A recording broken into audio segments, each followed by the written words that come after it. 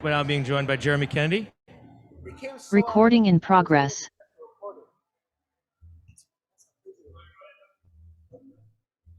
Hey, Jeremy, congratulations on your victory. Thank you. You faced a veteran of the Bellator roster in Emmanuel Sanchez.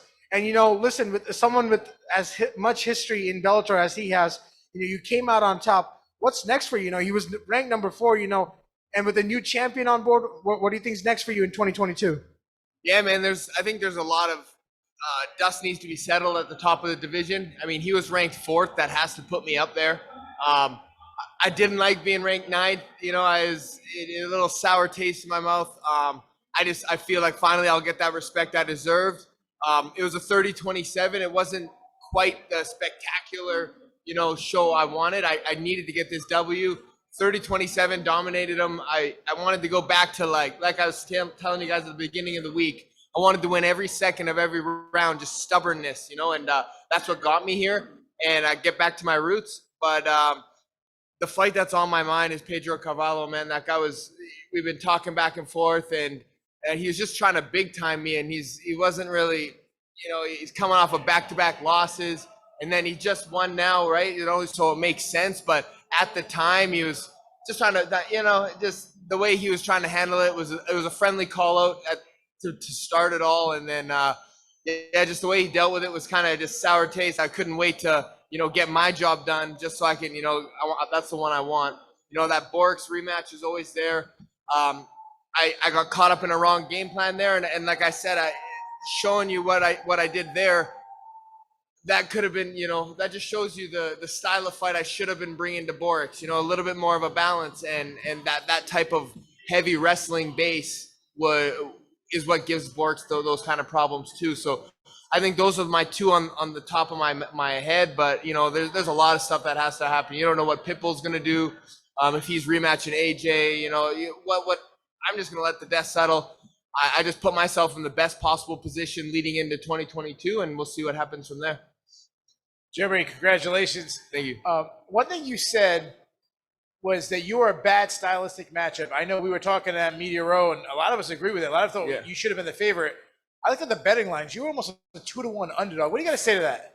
Man, I mean, at this long layoff, I was 7 months. I got right into sports betting, and I had a feeling I was going to be the underdog, and then when the lines came out, I almost didn't want to psych myself out. Like I was like, I'm not going to look at it. And then I did look, and I think it came out on my app. He was a minus 210 favorite. I was just almost took it personally, and I was like, babe, we got to just dump the money on it. But I've never bet on myself. I'm not into that. So I was like, I don't want to be all superstitious and lay money on myself regardless. So we'll leave it alone. But yeah, when I saw the lines and him being the favorite, I just, again, goes back to me being 9th ranked and him being 4th. I was kind of just wanted some respect on my name. And I think I finally got it now.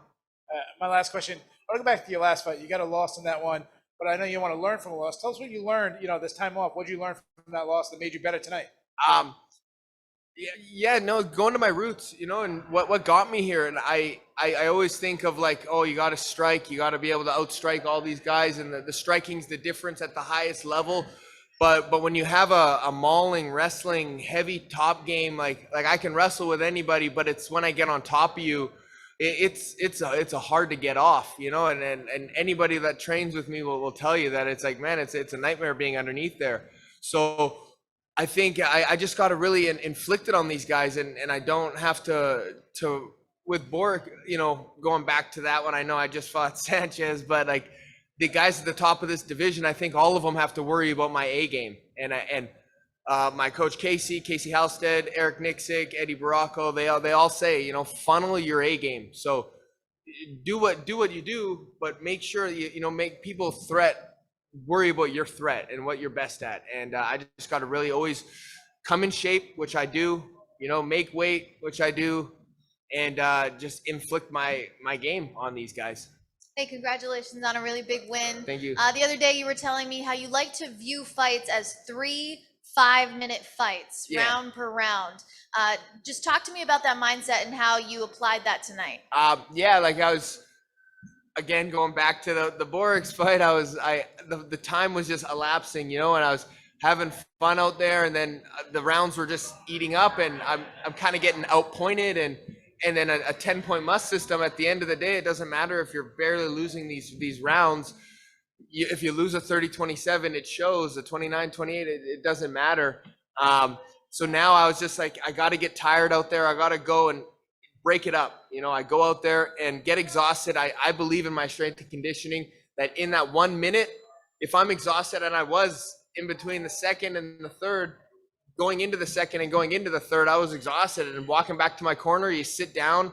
60 seconds is all my heart needs to bring my heart rate back down, get back up on that stool, and it's a whole new fight again. And so I just need to win 3 fights a night. You know, there's 3 5s, and if I get it done early, then I'm only fighting twice, and it's easy. And, you know, I get to come home early, but that's it now. I just blitz 5 minutes straight, and that's how I train now too. You know, just hard, recover.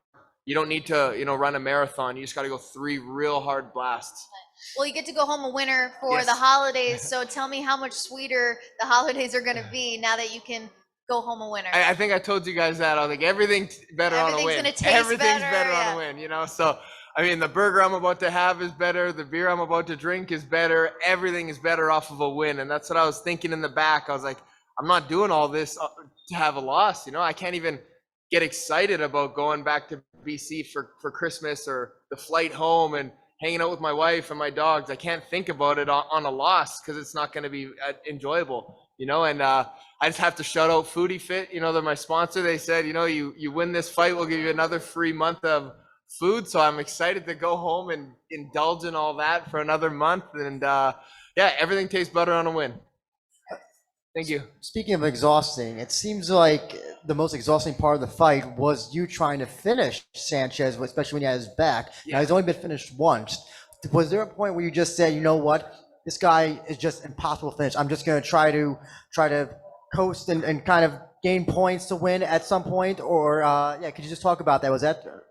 Yeah, so during my time off, I started doing a lot of grappling competitions, and the EBI rule set, and where you start on the back, and I started really working those positions. And when I got there, especially on the right side, and I got the body lock, I was like, this is it. This is my spot. I'm going to finish him. I don't think he's ever been, well, he got the technical submission with, you know, Pitbull, but he was hurt. So, you know, you can't really even count that. A little bit of an asterisk on that one. But he's never been finished, and he's as tough as nails. I was like, this is it. I'm going to get it. Going to get the rear naked choke. But he was just fighting the hands so well. So I tried, and then eventually I had to give up on that to keep going, you know. But I was hunting for that submission. I would have loved to, you know, win the first 2 rounds dominantly and then get a 3rd round finish, but it just wasn't in the cards. You know, he's a tough, gritty veteran, and my finishes will come. It just, styles make fights, man, and he's a gritty, hard guy to put away. Jeremy, that's the last one, man. Next to the time. Right on. Thank you, guys. Recording stop.